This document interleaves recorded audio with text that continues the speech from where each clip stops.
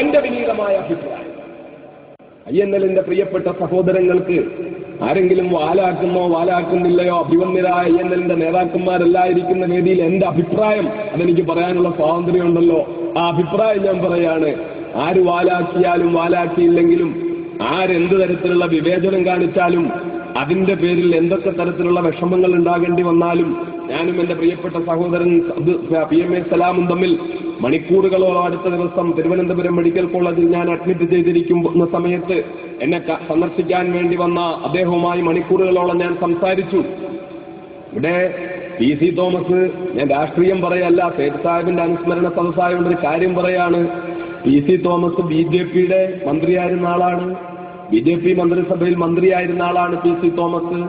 PC Thomas വളരെ കൃത്യമായി അദ്ദേഹത്തിന്റെ മതപക്ഷപാതിത്വമുള്ള ആളാണ്. ഇതൊക്കെയുള്ള PC തോമസ് കഴിഞ്ഞ പാർലമെന്റ് തെരഞ്ഞെടുപ്പിൽ PC തോമസ് കൂടെ ഉണ്ടായിട്ട് ആരും ചർച്ച ചെയ്തില്ല, അത് വലിയ സംഭവമായില്ല.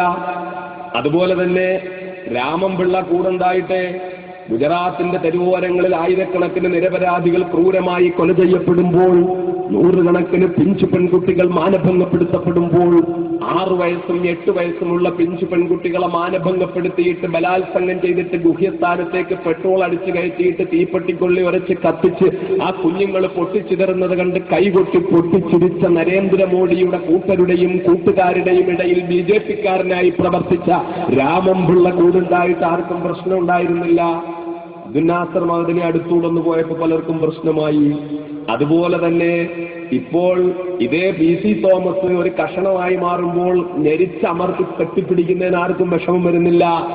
INL-നെ കുറിച്ച് ഇപ്പോഴും ചർച്ച ചെയ്തുകൊണ്ടിരിക്കുന്നതേ ഉള്ളൂ. ഞാൻ പത്രസമ്മേളനത്തിൽ എന്റെ പ്രിയപ്പെട്ട പത്രപ്രവർത്തകരുടെ റെക്കോർഡ് ഇപ്പോഴെന്നെ കണ്ടിരുന്നു. ഞാൻ അവരോട് പറഞ്ഞു, INL-നെ PC തോമസിനെ കെട്ടിപ്പിടിക്കുന്നവർക്ക് INL-ന്റെ അടുത്തേക്ക് പോകണമെങ്കിൽ 1000 വട്ടം ചിന്തിക്കേണ്ടി വരുന്നത് എന്തുകൊണ്ടാ? INL-ൽ പ്രവർത്തിക്കുന്നത് ബഹുഭൂരിപക്ഷവും മുസ്ലിങ്ങളായതുകൊണ്ട്. INL-ൽ പ്രവർത്തിക്കുന്നത് ബഹുഭൂരിപക്ഷവും മുസ്ലിങ്ങളായതുകൊണ്ട്. ഇപ്പൊ മുസ്ലിങ്ങൾ കൂടിപ്പോയി ഒരു പ്രസ്ഥാനത്തിൽ എന്ന് പറഞ്ഞാൽ ക്രിസ്ത്യാനികൾ മൊത്തം ക്രിസ്ത്യാനികളായ ഒരു കുഴപ്പമില്ല, മൊത്തം നായർ സമുദായത്തിൽപ്പെട്ടവരായാലും ഒരു കുഴപ്പമില്ല, മൊത്തം ഈഴവ സമുദായത്തിൽപ്പെട്ടവരായാലും ഒരു കുഴപ്പമില്ല, മൊത്തം ഏത് സമുദായത്തിൽപ്പെട്ടവരായാലും ഒരു കുഴപ്പമില്ല, ഒരു സമുദായം ഇല്ലാത്തവരായാലും ഒരു കുഴപ്പമില്ല, മുസ്ലിം സമുദായത്തിൽപ്പെട്ടവരാണ് ഒരു സംഘടനയിൽ ഒരു പാർട്ടിയിൽ കൂടുതലെങ്കിൽ അത് അപകടകരമാണ് എന്നൊക്കെ പറയുന്ന ഞാൻ അങ്ങോട്ട് കടക്കുന്നില്ല. അതൊക്കെ INL-ന്റെ നേതാക്കൾ തന്നെ പറയട്ടെ, അങ്ങനെ അങ്ങോട്ട് ഞാൻ പ്രവേശിക്കുന്നില്ല. പക്ഷേ ഇത്തരത്തിൽ പലരും വഞ്ചന കാണിക്കുമ്പോൾ, പലരും അസ്പൃശ്യത പറയുമ്പോൾ, അല്ലെങ്കിൽ പലരും വളരെ ആസൂത്രിതമായി അകറ്റി നിർത്താൻ ശ്രമിക്കുമ്പോൾ, ചിലര് ഞെക്കിക്കൊല്ലാൻ ശ്രമിക്കുമ്പോൾ, മറ്റു ചിലർ നക്കിക്കൊല്ലാൻ ശ്രമിക്കുമ്പോൾ, ഇതിന്റെ ഒക്കെ ഇടയിൽ നിൽക്കുന്ന INL-ന്റെ എന്റെ പ്രിയപ്പെട്ട പ്രവർത്തകരോട് പ്രിയപ്പെട്ട മഹാനായ മഹ്ബൂബെ മില്ലത്ത് ഇബ്രാഹിം സുലൈമാൻ സേഠ് സാഹിബിന്റെ അനുസ്മരണ സമ്മേളനത്തിൽ വെച്ച് എനിക്ക് പറയാനുള്ളത്, ഏത് മുന്നണിയുടെ ഭാഗമായെന്നതോ, ഏത് മുന്നണിയുടെ വാലായെന്നുള്ളതോ, എവിടെ എത്തി എന്നുള്ളതോ എന്നതിനേക്കാൾ മഹാനായ സേഠ് സാഹിബ് കൊളുത്തിത്തന്ന ദീപം കെട്ടുപോകാതെ കാത്തു സൂക്ഷിക്കുന്നവരായി ജീവിക്കാൻ കഴിയുന്നു എന്നത് അഭിമാനകരമായ കാര്യമാണ് എന്നാണ് 1000 വട്ടം എനിക്ക് പറയാനുള്ളത്. കാരണം എന്താ? ഇന്ത്യൻ രാഷ്ട്രീയത്തിൽ ഇങ്ങനൊരാൾ ജീവിച്ചിരുന്നിട്ടില്ല. ഇനി ഇന്ത്യൻ രാഷ്ട്രീയത്തിൽ ഇങ്ങനൊരാൾ ജീവിക്കാനും പോകുന്നില്ല. ഇനി ഇങ്ങനൊരാൾ ഉണ്ടാകാനും പോകുന്നില്ല. ആർക്കെങ്കിലും തോന്നുന്നുണ്ടോ നിലവിലുള്ള രാഷ്ട്രീയ സ്ഥിതിയൊക്കെ കണ്ടിട്ട് ഇങ്ങനെ ആരെങ്കിലും സേഠ് സാഹിബിനെ പോലെ ഉണ്ടാകുമെന്ന് തോന്നുന്നുണ്ടോ? ഉണ്ടോ? സേഠ് സാഹിബിനെ പോലെ ഇനി ഒരു മനുഷ്യനുണ്ടാവുമോ? ഇത് വെറുതെ പ്രസംഗത്തിന് കൊഴുപ്പ് കൂട്ടാൻ പറയുന്ന കാര്യമാണോ? നമുക്കെല്ലാം അറിയാവുന്ന കാര്യമല്ലേ. ഉത്തരേന്ത്യയുടെ തെരുവോരങ്ങളിൽ നിരപരാധികൾ കൊല്ലപ്പെട്ടപ്പോൾ, നിരപരാധികളുടെ കബന്ധങ്ങൾ കുന്നുകൂടിയപ്പോൾ, രക്തപ്പുഴ ഒഴുകിയപ്പോൾ, ആ രക്തപ്പുഴയുടെ നടുവിലൂടെ, ആ കബന്ധങ്ങളുടെ ഇടയിലൂടെ, ഊരിപ്പിടിച്ചിരിക്കുന്ന ആയുധങ്ങളുടെ ഇടയിലൂടെ, എറിയാൻ കയ്യിൽ സൂക്ഷിച്ചിരിക്കുന്ന ബോംബുകളുടെ ഇടയിലൂടെ, തൊപ്പി വെച്ച് ദാടി വെച്ച് നമസ്കാര തഴമ്പുമായി അതിന്റെ ഇടയിലൂടെ സധീരം നടന്നുപോയി അവിടെ പീഡിപ്പിക്കപ്പെട്ട, വേദന അനുഭവിപ്പിക്കപ്പെട്ട, കഷ്ടപ്പെടുത്തപ്പെട്ട, അവിടെ കൊന്നൊടുക്കപ്പെട്ട നിരപരാധികളുടെ ബന്ധുക്കളെ പോയി തോളിൽ തട്ടി സമാധാനിപ്പിക്കാൻ ഒരു സേഠ് സാഹിബേ ഉണ്ടായിരുന്നുള്ളൂ. രണ്ടാമതൊരു മനുഷ്യൻ ഇന്ത്യയിൽ ഉണ്ടായിരുന്നില്ല സഹോദരങ്ങളെ, ഉണ്ടായിരുന്നില്ല. സേഠ് സാഹിബ് മാത്രമേ ഉണ്ടായിരുന്നുള്ളൂ. അലിഗഡ് മുസ്ലിം യൂണിവേഴ്സിറ്റിയുടെ മുസ്ലിം സ്വഭാവം എടുത്തു കളയാനുള്ള ശ്രമം നടന്നപ്പോൾ ശബ്ദിക്കാൻ ഒരു സേഠ് സാഹിബേ ഉണ്ടായിരുന്നുള്ളൂ. രാജ്യത്തിന്റെ നാനാഭാഗത്തുമുള്ള കോടികളുടെ വഖഫ് സ്വത്തുക്കൾ നശിപ്പിക്കപ്പെടുമെന്ന് ഘട്ടം വന്നപ്പോൾ അതിനെതിരെ സധീരൻ ഗർഭിക്കാൻ ഒരു സേഠ് സാഹിബ് മാത്രമേ ഉണ്ടായിരുന്നുള്ളൂ.